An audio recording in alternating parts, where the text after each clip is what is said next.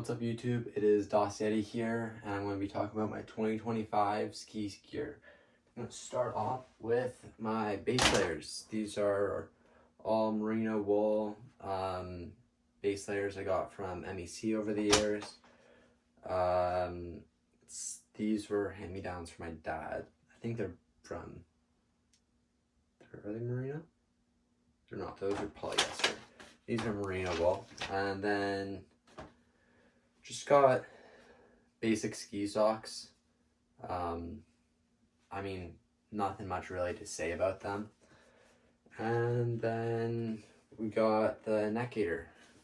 I've got two neck gaiters. One's the long one so I can wrap over my head.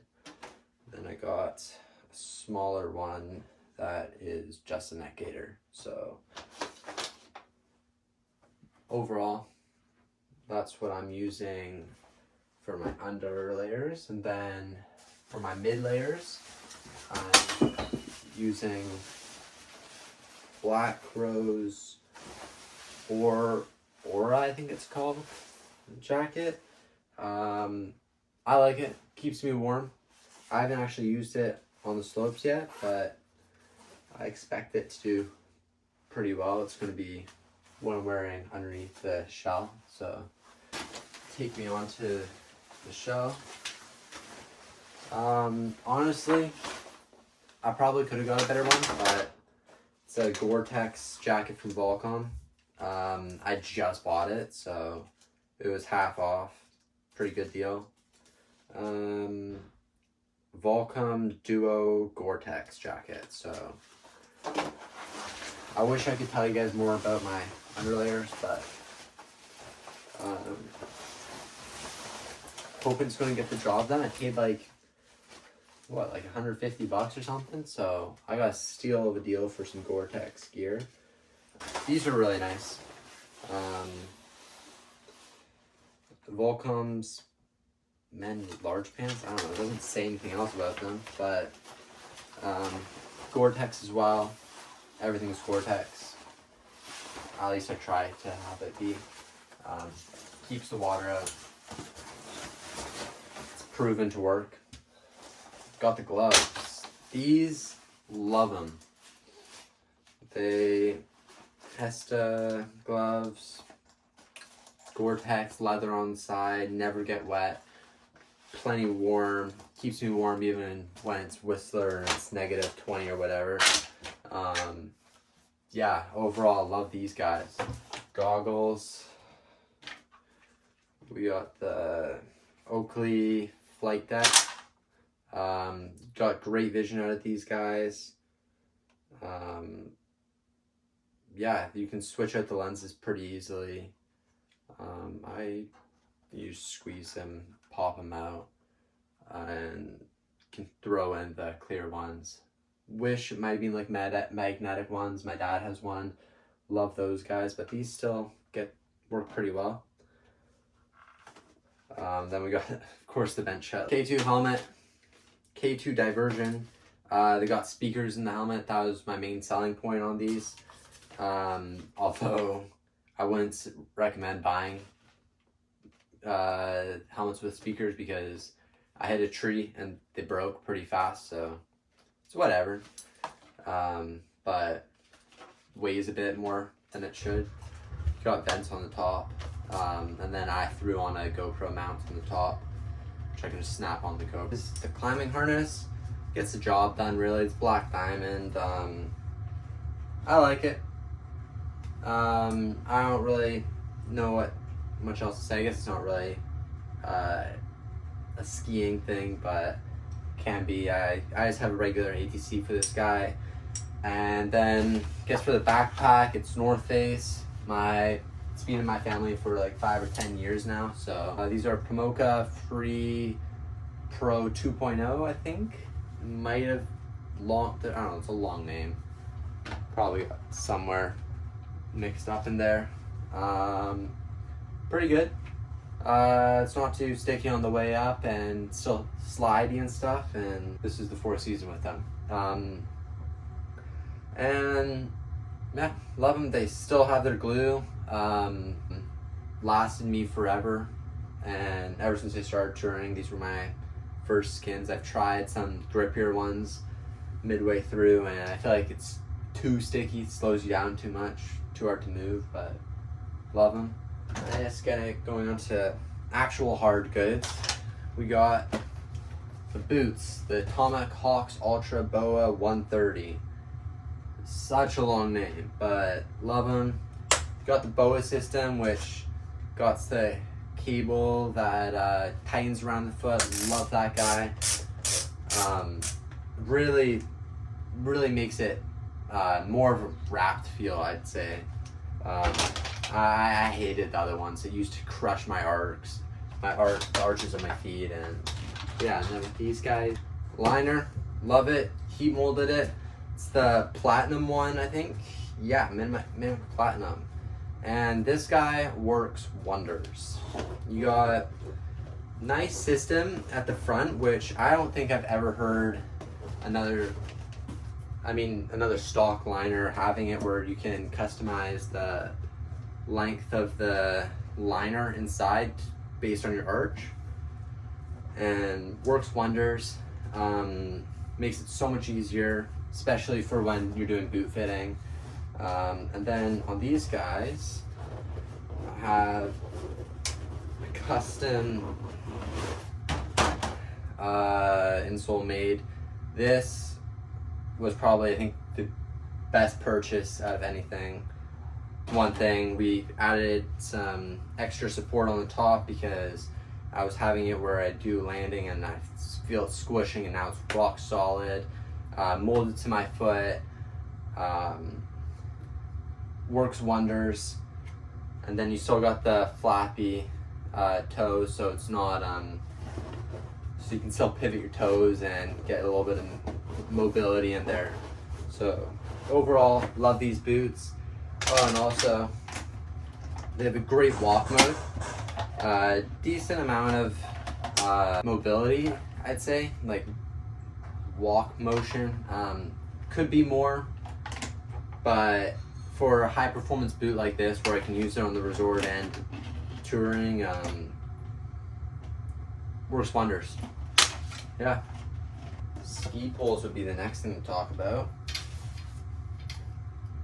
If you buy expensive ski poles, there's no reason to. Like $200 for ski poles? What are you doing? Like, I'm going through a pair of ski poles a season. I'll smack it on a tree. I'll bend it. I mean, I had some touring poles, and those guys, I'd smack it, and then I couldn't put them back in the thing, and it's like, okay, well, what the hell? I don't know what the purpose of these. So these I bought for like $10. Gets the job done. Works wonders. I think what's next to talk about is the skis. My beaters, which I have destroyed, I'd like to say. I mean, I had a nice little core shot there, core shot on these guys. I don't know if you can see that. Yeah, I mean, I took these up to Cypress 2 weeks ago, and 2 core shots like that. Don't care about them. They still, edges a bit dull, but yeah, I don't know. They get the job done. That's really the only reason I have them. If I want to get a nice rocket or something, or maybe I want to hit rails. They're pretty flexy. They're Armada ARVs 96s, so they have a decent bit of flotation, but not at all like some of these other ones. I guess a good thing to talk about is my touring skis. These, I like to think of them as my babies. I love them. These are the Atomic Bench Chetler 100. I have shifts on them that I personally love. These are the 2025 version. I got these in January last year, and they're perfect. They're a little stiffer than the previous ones, just with they tried to Chris Benchetler tried to make it more of a eco-friendly ski, and with that it made it a little bit stiffer, and that made it so much better for me. They added a little bit more back rocker or tail rocker, so that's the one thing which I was like, I don't really ski backwards too often. And then you also got the new technology of the 3D Horizon Tech. So it used to be that it was just the two sides that were beveled, and now we have a little bit at the front where it's beveled, just to kind of like make the ski more floaty. They used to have it in the Armada skis. I guess they still do have it in the Armada skis, but worked numbers over there. They transferred over to Benchetler's, and I can't speak highly enough about it. Works amazing in powder. It says it's 100 ski. It performs like 100 ski on groomer day, and then you get a powder, feels like a 110. Maybe not 110, maybe a 105, but it's still like feels a lot wider than it actually is. And I'm 153 centimeters. These are 156 centimeters. They did go from measuring from before it was in the mold to after it was in the mold. So, or actually I think it was the other way around. So they're a little smaller.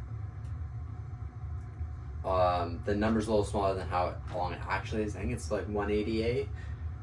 Works well. And then talking about the shifts, these guys are my perfect touring skis.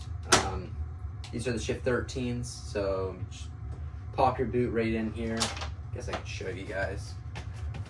Push the toe down, toes in there. Now you got a nice touring ski that you can go up the mountain. We got one heel riser. I wish there was a second one, but it keeps me from going up too steep of a slope. So honestly kind of good. And overall, pretty good. I was thinking about getting the Duke PT16s, but I kind of thought atomic bindings, atomic skis, I guess I don't need to, but it looks cool when you're skiing all one brand, in my opinion at least, because I got the atomic boots, skis, bindings, and yeah, love them. Might make a whole individual video about them, just like with how much they've done for me. But I have done the Benchetler video. Wasn't the best, but might remake that one this season. And then next up, QSD 92. These are, I don't know why I bought them so small. I think I bought them a little too small. They're 168. I bought them a lot small. Worked pretty well. Got the Stripe 14s on there. Binding, I don't really know too much about the binding. It's all plastic, so you'll land and it feels like plastic. A little dampening, I guess, which is kind of good in some sense, but it's a bit weird in another. And overall, it's got a short turn radius. That was kind of my goal with this, to have like a quick turning ski. And I like it. Decent. Vocal Mantra. These guys are from like 2014. They used to be my dad's. He doesn't really use them too much anymore. They're 170. Yeah. And we got the Griffins on here. I had to replace his old Griffins with the new ones because I use grip walk boots. So I think that's one thing to think about when you buy grip walk boots. It's like you can't use a lot of bindings. So though like the boots are pretty expensive, it gets twice the price when you're having to buy bindings and all that. But I love the Griffins. If I was to compare them with the Strives, I think they're a lot better. I feel like their build quality is a lot better too. We have more beefier. There's actual metal on this, and it kind of, yeah, it works pretty well. I wouldn't go for the Squire, even ignoring that the Din's 11 on those guys. I wouldn't go for it just because it's still all plastic and like the Strive. So yeah, Jester's a pretty badass binding. I'd love to get one of those one day, but it weighs too much for me. I mean, as if these skis don't weigh too much. I mean, these guys are primarily used for my trying to go fast day. It's all icy. Yeah, that's my ski gear for the 2025 season. If you have any questions, drop them down in the comments, and yeah,